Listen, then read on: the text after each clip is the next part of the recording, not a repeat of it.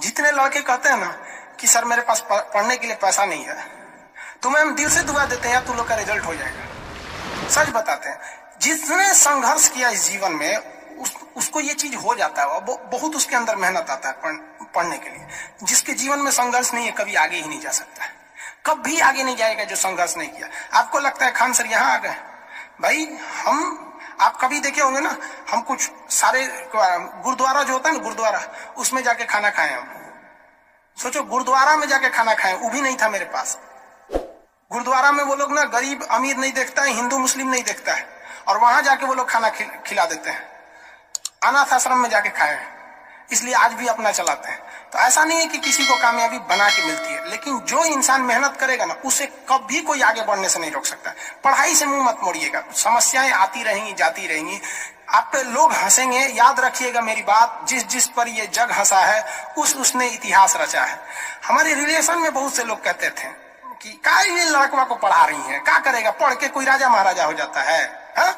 एक भेजिए कहीं काम हम करने के लिए, सऊदी उदी भेज दीजिए। मुस्लिम लोग तो ज्यादातर सऊदी चल जाते हैं, लेकिन मम्मी मेरी नहीं, मम्मी को पथरी था फिर भी नहीं पढ़ा। कहती नहीं बहू तुम पढ़ो ही पढ़ो।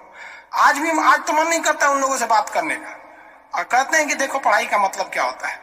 तो इसलिए हम आपको भी कहते हैं थोड़ी तकलीफ होगी बाबू, आप गरीब घर के होंगे, मेहनती घर के होंगे, थोड़ी तकलीफ होगी, शायद घर से पैसे कम आते होंगे, लॉकडाउन में और कम आते होंगे, तो आप घबराइएगा नहीं बाबू इससे। लॉकडाउन में यदि आपको तकलीफ बढ़ी है तो आप मेरी बात मानिए, आप खुश हो जाइए, बहुत ज्यादा खुश।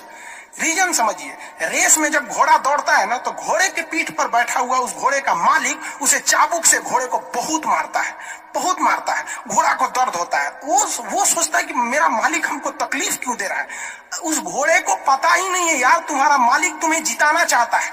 उस चाबुक के डर से वो घोड़ा दौड़ता है और लास्ट में वही घोड़ा जीत जाता है।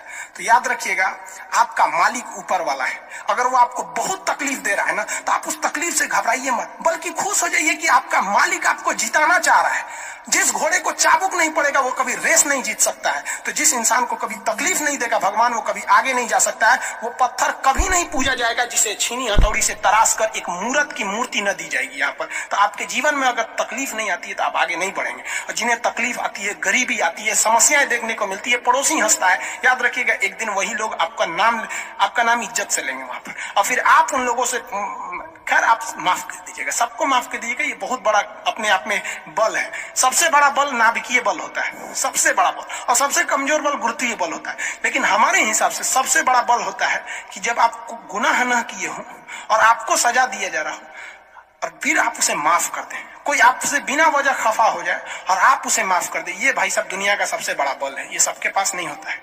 अगर ये बल आ गया ना तो फिर आप बहुत आगे जाएंगे। इसलिए तकलीफ नहीं हो जाएगा, बहुत